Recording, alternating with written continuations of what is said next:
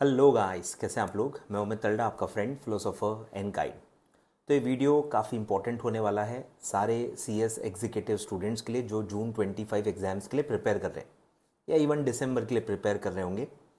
चलिए, तो कैसे आपको प्रिपेयर करना है, क्या चीज़ों पे आपको ध्यान रखना है, ठीक है। प्रॉपर गाइडेंस इस वीडियो में मैं देने वाला हूँ। बस आपसे एक्सपेक्टेड है कि आप ये वीडियो पूरा देखें। अगर आप मुझे फॉलो कर रहे हो और अच्छे से फॉलो कर रहे हो, ये वीडियो पूरा देखिए। आपको मैं काफ़ी ज़्यादा टॉपिक्स पे गाइड करूँगा, आपको दिक्कत नहीं होगी CFM प्रिपेयर करने में। तो लेट्स स्टार्ट। वीडियो लाइक कर देना, ठीक है। तो अप्रोच, जैसे काफ़ी रिपीटर्स हैं अभी जो काफ़ी पहले एग्ज़ाम्स दे चुके हैं, इवन मेरे भी लेक्चर बायर्स हैं जो काफ़ी बच्चे फेल हुए हैं, तो उनको मैं पहले यहाँ पे कवर करूँगा कि ऐसे लोग जो एक बार पढ़ाई कर चुके हैं, जिनकी एक first reading, first full syllabus, एक प्रॉपर पढ़ाई हो चुकी है, कुछ खामियां उसमें रह गई होंगी बट आपका एक फ्लो पूरा कंप्लीट हो गया है।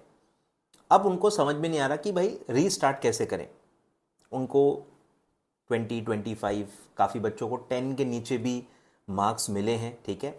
तो वो बहुत ज़्यादा आपको वही मेहनत करनी पड़ेगी। मेहनत करने से आपका रिजल्ट बहुत ज़्यादा बदल सकता है। बस आपका माइंडसेट होना चाहिए, आप पॉजिटिव होने चाहिए, आप फ्लेक्सिबल होने चाहिए, अपनी गलतियां एक्सेप्ट करने वाला माइंडसेट आपका होना चाहिए कि कहीं ना कहीं आपसे गलती हुई है, कमी रह गई है, जिस पे आप काम करना आपको पड़ेगा, ठीक है। तो सबसे पहला होता है कि मैंने देखा है बच्चों का जो अप्रोच है, अप्रोच ही थोड़ा सा उल्टा है पूरा। उनको सबसे पहले वो जो बड़े बड़े क्वेश्चन आते हैं ना, 5-5 मार्क वाले, 4-20 मार्क का, उनको पहले वो करना है। मतलब बच्चा पैदा हुआ है और उसको पहले एयरक्राफ्ट उड़ाना है। ऐसे कैसे पॉसिबल है। हर चीज़ का एक सीक्वेंस होता है, एक phase by phase, step by step अपन आगे बढ़ते हैं। पहले आप साइकिल सीखते हो, फिर आप 2 व्हीलर सीखते हो, फिर 4 व्हीलर सीखते हो। सबका एक सीक्वेंस होता है। हर चीज़ में आप देखोगे, इवन आपके कोर्स में भी सीक्वेंस है। पहले ET है, फिर एग्जीक्यूटिव है, फिर प्रोफेशनल है। आप बोल रहे हो नहीं मैं ET बाद में पास कर लूंगा, पहले मुझे प्रोफेशनल करना है क्योंकि वही सबसे इंपॉर्टेंट है। ऐसा नहीं होता। तो बच्चे क्या करना है ना, जो चीज़ें आखिरी में करनी है वो पहले करना चाहते हैं। उनको पहले वो 20-20 मार्क वाले सबसे टफ क्वेश्चंस पहले करने। अरे उसके लिए जो बिल्टअप लगता है, जो आपके बेसिक्स क्लियर लगते हैं, जो आपका कॉन्फिडेंस लेवल लगता है, जो आपकी स्पीड लगती है, वो आप में अभी है नहीं। तो अभी आप कितनी भी मेहनत कर लो, वो डायरेक्टली पहले आप 20 मार्क्स वाले नहीं कर सकते। अटेम्प्ट्स कितने भी हो जाए, 2 हो जाएं, 3 हो जाएं, 4 हो जाएं, कोई फर्क नहीं पड़ता क्योंकि आप गलत कर रहे हो, ठीक है। तो राइट अप्रोच क्या होनी चाहिए। राइट अप्रोच है आपको अपने आप को तैयार करना है। 20 मार्क वाले क्वेश्चन के लिए जो आपके अंदर क्वालिटी होनी चाहिए, वो पहले आपको अपने अंदर लानी होगी। आए ख्याल में। तो पहले आपको छोटे क्वेश्चंस पे ध्यान देना है, छोटे छोटे। अब काफ़ी बच्चों को यही प्रॉब्लम हो रही है कि सर कोई बताने वाला नहीं है कि कौन से इजी हैं। आप तो बोल देते हो, पर हमको एग्जाम्पल्स दो, बताओ कि कौन से क्वेश्चंस पहले करने चाहिए, कौन से क्वेश्चंस बाद में करने चाहिए। तो कुछ मैं आपको बताते जा रहा हूँ।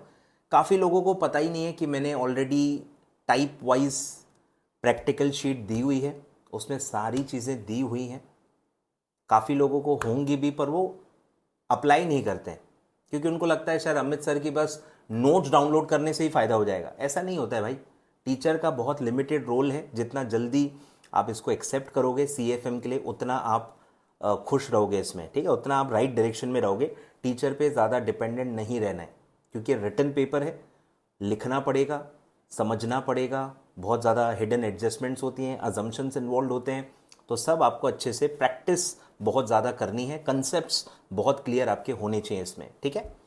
तो जैसे इजी क्वेश्चंस, हमेशा मैं कहता हूं कि कुछ क्वेश्चन इतने इजी होते हैं जो आते भी हैं। मतलब जो 10 मार्क्स से कम वाले बच्चे हैं, मैं उनको कह रहा हूं कि आप ये कैसे कर सकते हो इतना बड़ा ब्लंडर। पेपर इतना टफ नहीं है कि आप 10 मार्क्स भी क्रॉस ना कर पाओ। बिलीव मी, थोड़ा भी ढंग से पढ़ाई की होगी, थोड़ा भी कंसेप्चुअल क्लैरिटी होगी, ढंग से पढ़ाई की होगी, थोड़ा बहुत भी अगर आपको लिखते आता है कि आंसर्स कैसे लिखने, प्रैक्टिकल सब्जेक्ट है क्योंकि हेडिंग्स देनी है, कुछ फॉर्मेट्स बनाने होंगे, कुछ प्रॉपर कैलकुलेशंस होंगी। तो अगर आपको थोड़ा भी अकाउंट्स आता है, 10 से कम नहीं मिलना चाहिए। 10 से कम मिल रहा है मतलब फंडामेंटल इश्यूज हैं, फंडामेंटल इश्यूज हैं, वो आपको क्लियर करने पड़ेंगे। जैसे कुछ कुछ बहुत ईजी क्वेश्चन आते हैं, बहुत ईजी क्वेश्चन आते हैं, वो क्यों नहीं जम रहा है आपको, ये सवाल आपको अपने आप से करना चाहिए कि इतना ईजी क्वेश्चन मैं क्यों सॉल्व नहीं कर पाया। आए ख्याल में? तो कुछ कुछ बहुत ईजी क्वेश्चन आ रहे हैं, मैं आपको कुछ कुछ एग्जाम्पल्स बताते जाता हूँ। जैसे आप डिबेंचर्स का देख लो, डिबेंचर्स में एक इशू ऑफ डिबेंचर्स का एक टिपिकल क्वेश्चन होता है, अलग अलग उसमें कॉम्बिनेशंस दिए होते हैं कि इशू डिस्काउंट पे है, रिडम्पशन पार पे है, ये इस पे है, वो उस पे है, आपने किए होंगे। कितना सिंपल है सोचो, अगर आपके कंसेप्ट क्लियर है, उसमें करना ही क्या है, बस एक जर्नल एंट्री पास करनी है। अमाउंट का कैलकुलेशन कुछ खास इंपॉर्टेंट उसमें बहुत ज़्यादा कॉम्प्लिकेटेड होता नहीं है, नरेशन बस आपको जो क्वेश्चन में दिया है वही कॉपी पेस्ट करना है, बीइंग आगे लगा देना है। तो ऐसे क्वेश्चन भी लोगों को नहीं जम रहे। फिर आप देखोगे कि issue of debentures as a collateral security, issue of shares for a consideration other than cash, ये सब बहुत सिंपल टाइप्स हैं, हर बच्चे को आना चाहिए। साइंस वाले हो, कॉमर्स वाले हो, पढ़ाई हुई है नहीं हुई है, कोई फ़र्क नहीं पड़ता। ये बहुत ही इजी, फंडामेंटली मतलब बहुत सिंपल कंसेप्चुअल क्वेश्चंस हैं। फिर आपका इंटरेस्ट ऑन डिबेंचर्स के क्वेश्चंस होते हैं, फिर जो कुछ इजी मेथड्स पे भी क्वेश्चन होते हैं। फिर शेयर कैपिटल में आप देख लो, शेयर कैपिटल में भी कुछ कुछ बहुत इजी टाइप्स होते हैं, फॉरफिशर में भी कुछ कुछ इजी टाइप्स हैं, रीइशू में कुछ कुछ इजी टाइप हैं। बस 2 या 3 ऐसे कॉम्प्लेक्स कॉम्बिनेशंस हैं जो सबसे टफ होते हैं, और दुर्भाग्यवश आपको वही आ रहे हैं, आपको टफ क्वेश्चंस आ रहे हैं फॉर शेयर कैपिटल। बट अगर आपका 12th का बेस है तो मुझे नहीं लगता आपको ज़्यादा दिक्कत होनी चाहिए। साइंस वालों के लिए डेफिनेटली बहुत चैलेंजिंग क्वेश्चंस मैं उनको मानूंगा, पर 12th वाले हो या सीबीएसई वाले हो तो आपको तो जमना चाहिए, आपने ये टाइप के क्वेश्चन किए होंगे। तो जो pro rata plus premium plus forfeiture plus reissue, ये जो बहुत ही कॉम्प्लिकेटेड कैलकुलेशंस वाले क्वेश्चंस होते हैं वो थोड़े आपको आ रहे हैं, तो इसलिए वो उसको बाद के लिए रखना है। लोग क्या कर रहे हैं, issue of shares for consideration other than cash, वो उनको आ नहीं रहा, वो 8 मार्क वाला, वो प्रोराटा वाला ट्राई कर रहे हैं। कैसे होगा? पहले आप इजी सारे कर लो, क्योंकि वो इजी वाले भी आप टाइम पे कर नहीं पाते हो, क्योंकि आपको डर बैठ गया है। वो प्रोराटा वाले से लोग इतना घबरा गए हैं कि इजी क्वेश्चन भी उनको नहीं जम रहा। ये नहीं होना चाहिए, ठीक है? तो फॉरफिशर के कुछ पहले इजी वाले कर लो, और जो बस ये एक टिपिकल कॉम्बिनेशन वाला है, प्रोराटा प्लस प्रीमियम प्लस ये प्लस वो ठीक है, वो थोड़ा उस पर और प्रैक्टिस करो। स्टेप बाय स्टेप अगर आप अपने लैंग्वेज में लिखते जाओगे कि पहले आपने क्या किया, बाद में क्या किया, कौन सा अमाउंट दिया हुआ है, कौन सा अमाउंट कैसे निकालना है, ये अगर आप अपने लैंग्वेज में एक क्वेश्चन का भी लिख लो ना, आपको सब समझ में आएगा। और धीरे धीरे जब आप इसको प्रैक्टिस करोगे तो आपको टाइम भी कम लगेगा।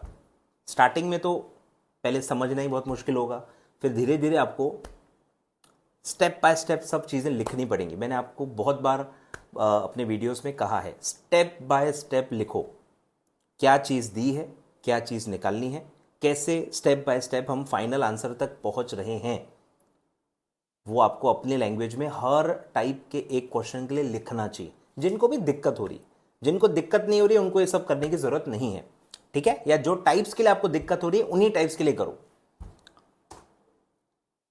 फिर कैश फ्लो का डायरेक्ट मेथड का क्वेश्चन आ चुका है, कितना सिंपल था। डायरेक्ट मेथड, कुछ भी एड बैक फेड बैक कुछ भी नहीं करना है, सब डायरेक्ट मेथड का सिंपल क्वेश्चन आ चुका है, वो भी लोगों को नहीं जमा था। तो लोग कैश फ्लो इतना डर रहे हैं, लंबे लंबे क्वेश्चन, एक पेज के क्वेश्चन सॉल्व कर रहे हैं, और इंस्टीट्यूट ने इतना सिंपल क्वेश्चन पूछ लिया, वो भी उनसे नहीं हुआ। तो ये सब हो रहा है, मैं कोई भी काल्पनिक चीज़ आपको नहीं बता रहा हूँ, बच्चों ने जो ब्लंडर्स किए मैं आपको वही बता रहा हूँ, ठीक है?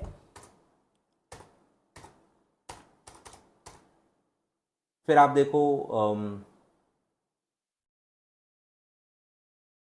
रेशो का देख लो, रेशो में भी इजी क्वेश्चंस हैं।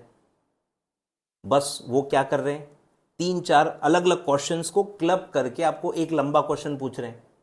हर रेशो में अगर आपको पता है कि कौन से रेशो का क्या फॉर्मूला है, कौन सी चीज़ कैसे निकलती है, कहाँ नेट सेल है, कहाँ इनटू 100 है, कहाँ नहीं है, कौन सा रेशो परसेंटेज में है, कौन सा नंबर ऑफ टाइम्स में है। ये बस अगर आपके कंसेप्ट क्लियर हैं तो मुझे पता नहीं क्यों मतलब दिक्कत नहीं लगती है। भले आपको एक्स्ट्रा डेटा दिया हुआ है, डेटा एक्स्ट्रा हमेशा आपको कंफ्यूजन के लिए दिया रहेगा, पर अगर मेरा कंसेप्ट क्लियर है कि ये मैं ये वाला फॉर्मूला लगा रहा हूं, इसके लिए क्या क्या डेटा लगता है, वो अगर दिया हुआ है, मैं वो डायरेक्टली वो डेटा लूंगा। एक्स्ट्रा डेटा अगर मेरे कोई फॉर्मूले में यूज ही नहीं हो रहा है तो उसमें मुझे नहीं लगता क्या दिक्कत है। हर डेटा जो दिया है वो यूज होगा ऐसा जरूरी थोड़ी है। अगर आप कंफ्यूज हो रहे हो मतलब आपके कंसेप्ट क्लियर नहीं है। काफ़ी बच्चे बोलते हैं सर हमारे कंसेप्ट क्लियर है। अरे बार अगर आपको कन्फ्यूजन हो रहा है, हर जगह पे आपको कन्फ्यूजन हो रहा है, ये लेना है कि नहीं लेना है, ये यहाँ क्या है वहाँ क्या है, मतलब आपके कंसेप्ट क्लियर नहीं है। इसी को कंसेप्ट बोलते हैं भाई। कंसेप्ट क्लियर नहीं है आपके कि करंट एसेट्स में क्या क्या आता है, करंट लाइबिलिटीज़ में क्या क्या आता है, डेट में क्या आता है, नेटवर्थ में क्या क्या आता है। अगर आपको इसमें कन्फ्यूजन है मतलब आपके कंसेप्ट क्लियर नहीं है। ठीक है, कंसेप्ट क्लियर करो।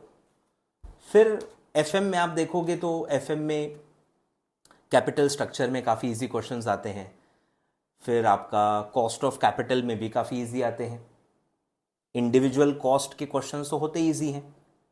सिर्फ WACC का चलो थोड़ा सा वर्किंग लंबा होता है, या कोई बहुत बड़ा जैसे आया था weights, market value weights, book value weights सब मिला के पूछा था, पर मुझे नहीं लगता उसमें कोई दिक्कत है।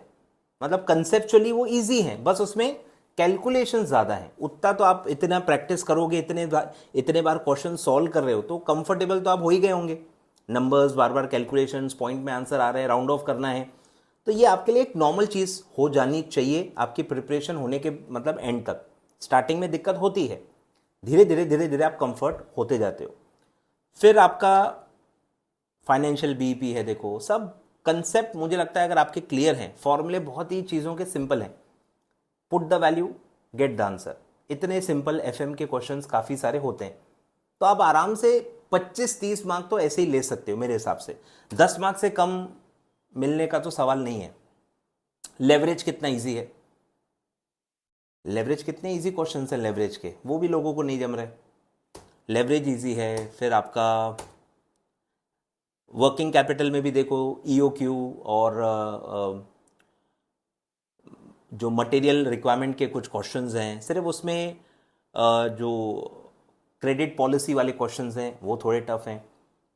I think credit period method जो है, रॉ मटेरियल रिक्वायरमेंट, वो जो वर्किंग कैपिटल रिक्वायरमेंट के क्वेश्चंस हैं वो भी ठीक ठाक हैं। 2-3 जगह थोड़े से टेक्निकल और टफ चीज़ें हैं, बट सेम चीज़ें आती हैं। मेरा बोलना ये है 2 या 3 ही टाइप्स हैं, 2 या 3 ही लैंग्वेजेस हैं जिसमें वो पूछ सकते हैं। अगर आपने वो सारे लैंग्वेजेस पढ़ लिए हैं, अजम्पशंस अच्छे से समझ लिए हैं, तो आपके लिए तो सेम ही चीज़ें होनी चाहिए, सेम ही टाइप के आ रहे हैं। तो प्रैक्टिस करो, अच्छे से प्रैक्टिस करो। कहाँ आपसे गलती हो सकती है वो आपको अच्छे से पता होनी चाहिए। एक्सीडेंट स्पॉट्स लिखते जाओ, कहाँ कहाँ आपके कंसेप्ट क्लियर नहीं है, कहाँ कहाँ आपको कन्फ्यूजन्स होते हैं, वो आप लिखते जाओ और वो क्लियर करते जाओ। ठीक है, तो मेरे हिसाब से हर चैप्टर में आप देखेंगे इजी टाइप्स मिलेंगे। कोई भी ऐसा चैप्टर नहीं है जिसमें सब कुछ टफ है। मैं मान ही नहीं सकता, इस जीवन में तो नहीं मानूंगा, ठीक है, कि हर चैप्टर में मतलब सब टफ ही टफ है। इवन कंसोलिडेशन में आप देखोगे इजी टाइप्स भी हैं। सिर्फ माइनॉरिटी इंटरेस्ट निकालना है, सिर्फ कॉस्ट ऑफ कंट्रोल निकालना है, इजी होते हैं वो।